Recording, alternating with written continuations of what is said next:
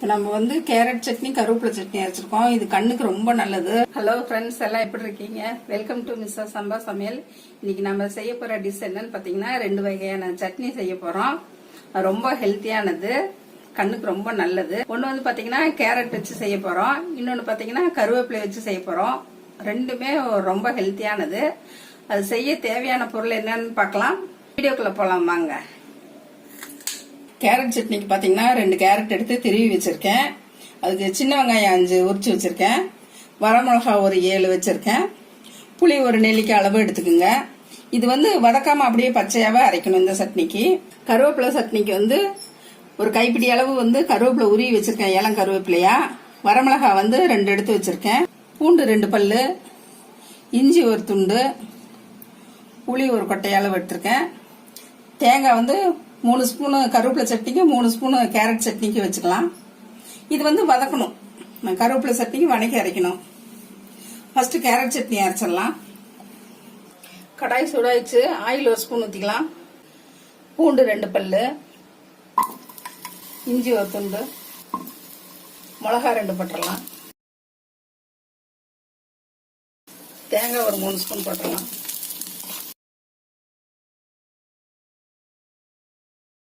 கருவேப்பிலை ஒரு கைப்பிடி போட்டுடலாம்.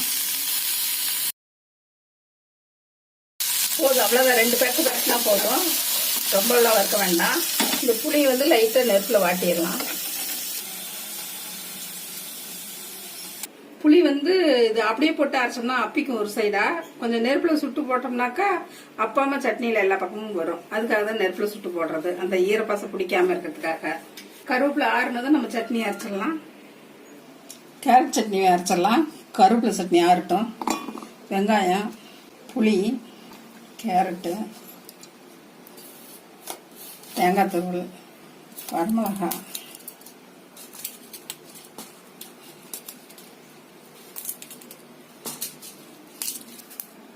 தேவையான அளவு உப்பு போட்டுடலாம். அரைச்சிட்டு வந்துடுறேன்.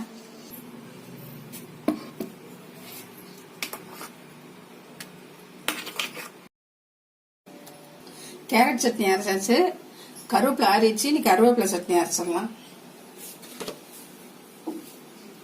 கருவேப்பிலை ஆறிச்சு, சட்னி அரைச்சிடலாம். மிளகாய் ஃபர்ஸ்ட் போட்டுக்கலாம். இஞ்சி போட்டுக்கலாம். புளி போட்டுடலாம். கருவேப்பிலை எல்லாத்தையும் ஒட்டுக்கா போட்டுடலாம்.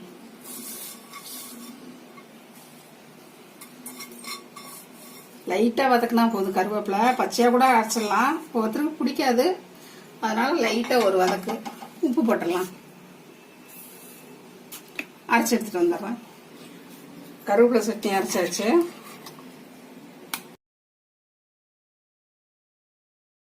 கேரட் சட்னி கருவேப்பிலை சட்னி ரெண்டுமே அரைச்சாச்சு. இப்ப இது ரெண்டுக்குமே தாளிச்சு கொட்டிடலாம்.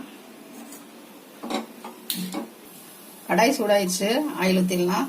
எண்ணெய் காஞ்சிருச்சு, கடுகு போட்டுடலாம். கடலைப்பருப்பு போட்டுடலாம். கடுகு பொரிஞ்சது, கடலைப்பருப்பு போட்டு கடலைப்பருப்பு பொரிஞ்சிருச்சு. கருவேப்பிலை போட்டு அதுவும் பொரிஞ்சிருச்சு. இப்ப சட்னிக்கு தாளிப்பு எடுத்து கொட்டிடலாம்.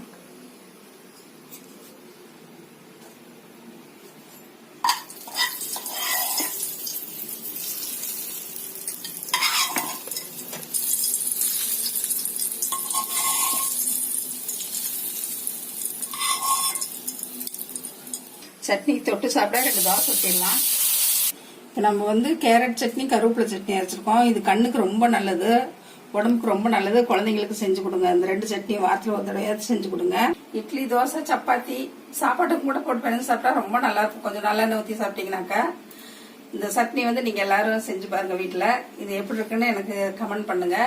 இந்த ரெசிபி பிடிச்சிருந்தா உங்க ஃப்ரெண்ட்ஸுங்களுக்கு ஷேர் பண்ணுங்க. மிஸ்ஸஸ் சம்பா சமையலுக்கு சப்ஸ்கிரைப் பண்ணுங்க. மறக்காம பெல் பட்டனை கிளிக் பண்ணுங்க. தேங்க்யூ.